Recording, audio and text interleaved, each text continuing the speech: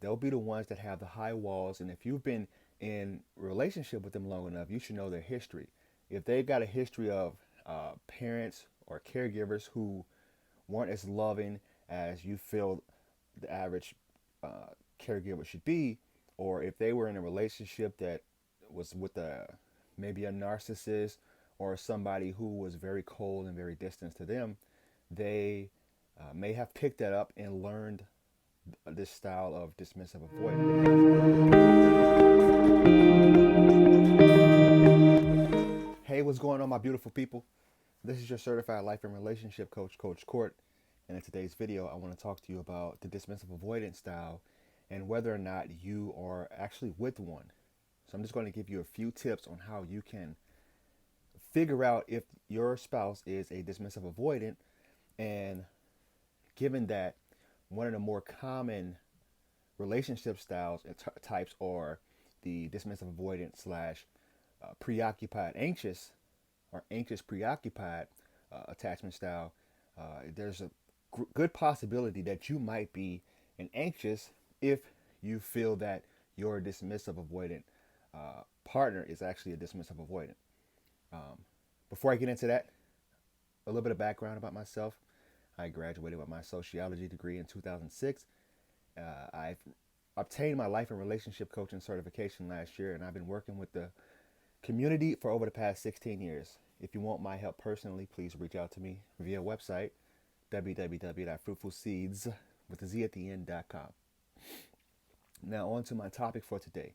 I'm going to keep this video really short, really brief, and I'm just going to hit the bullet points that I got for you. If you feel that you are in a relationship with somebody that is cold, a little bit distant, they don't crave attention, they don't need you for anything, they may be leaning more towards the dismissive avoidant side. I'm going to get into that a little bit deeper though. So the dismissive avoidant, they really value their independence and their self-sufficiency. They crave it. They actually need it. It's because it's their way of coping with things. They'll be the ones that have the high walls. And if you've been in a relationship with them long enough, you should know their history. If they've got a history of parents or caregivers who weren't as loving as you feel the average caregiver should be, or if they were in a relationship that was with maybe a narcissist or somebody who was very cold and very distant to them, they may have picked that up and learned this style of dismissive avoidant, which can be changed. It can always be changed. And I always tell people, if you have an unhealthy attachment style, whether it be anxious, preoccupied, or dismissive avoidant, then don't get discouraged because it can be changed and it can be uh, moved and healed more toward a secure attachment style. So the dismissive avoidance, they're very self-reliant. They're uncomfortable asking anybody for help because in the past they relate everything to past experiences, and if in the past they asked somebody for help and they ended up didn't follow through what they asked them for, they just started to do everything themselves. Those are the ones who may have been considered like troubled youth, the ones that had to grow up quicker than they wanted to, started to do things on their own, take care of themselves, and didn't rely on anybody. They may have even moved out early on in childhood.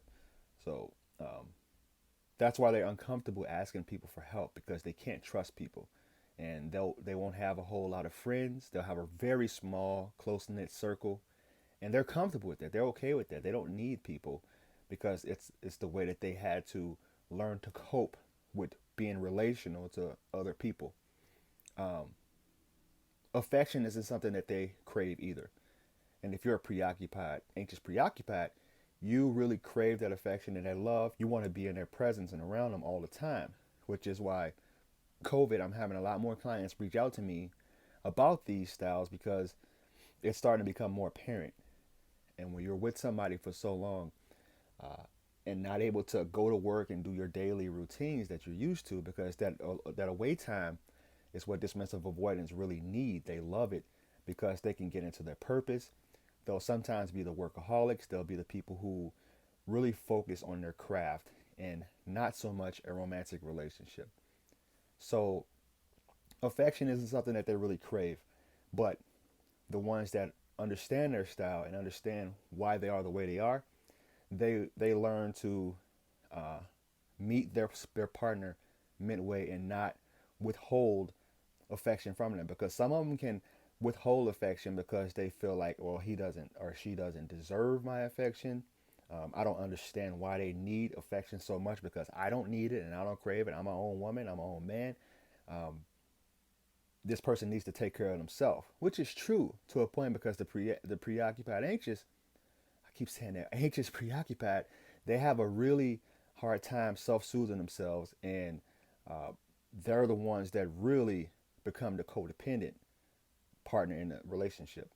So they don't really crave, dismissive avoidance don't really crave it, and they actually use that as kind of like punishment if somebody was to do something wrong, or if somebody was to cross boundaries, because anxious preoccupied have a hard time with boundaries.